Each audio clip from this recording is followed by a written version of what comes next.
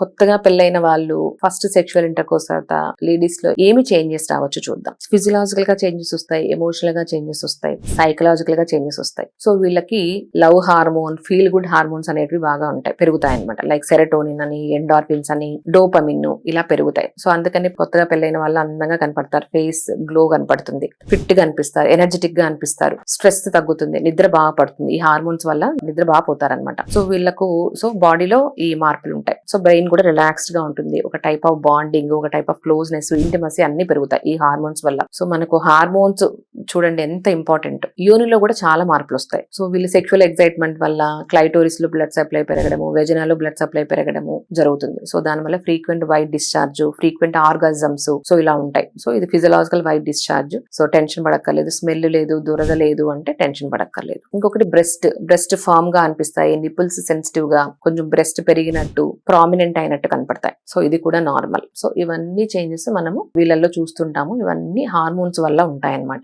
ఇంకొకటి ఏమంటే వీళ్ళకు ఫ్రీక్వెంట్ ఇంటర్ కోర్స్ వల్ల సిస్టైటిస్ అంటారు, హనీమూన్ సిస్టైటిస్ అంటారు. ఫ్రీక్వెంట్ యూరినేషన్ రావడం, మంట రావడము, యూరిన్ ఇన్ఫెక్షన్స్ వస్తూ ఉంటాయి. ఇది కూడా నార్మల్, ఎందుకంటే మేల్ నుంచి ఫిమేల్, ఫిమేల్ నుంచి మేల్ ఆర్గనిజమ్స్ ఎక్స్చేంజ్ అవుతాయి కాబట్టి వీళ్ళకి కూడా యూరిన్ ఇన్ఫెక్షన్స్ వస్తుంటాయి. ఇవి కూడా కామన్ అండి, టెన్షన్ పడక్కర్లేదు. సో వీళ్ళు చిన్న చిన్న టిప్స్ ఉంటాయి. నీళ్లు బాగా తాగడము, సెక్షువల్ ఇంటర్ కోర్స్ బాత్రూమ్ పోవడము, బ్లాడర్ ఎంటీ చేసుకోవడము, ఇలా చిన్న చిన్న టిప్స్, పెర్రీస్ అలా మనకు యూరిన్ హెల్త్ పెంచుతాయి. ఇవన్నీ తీసుకుంటే మైల్డ్ ఇన్ఫెక్షన్స్ తగ్గిపోతాయండి. ఒకవేళ సివియర్ ఇన్ఫెక్షన్స్ వీళ్ళు యాంటీబయాటిక్ కూడా తీసుకోవాల్సి ఉంటుంది. సో ఇవన్నీ చేంజెస్ పెళ్ళైన ఆడవాళ్ళల్లో కామన్ గా చూస్తుంటాం. Thank you.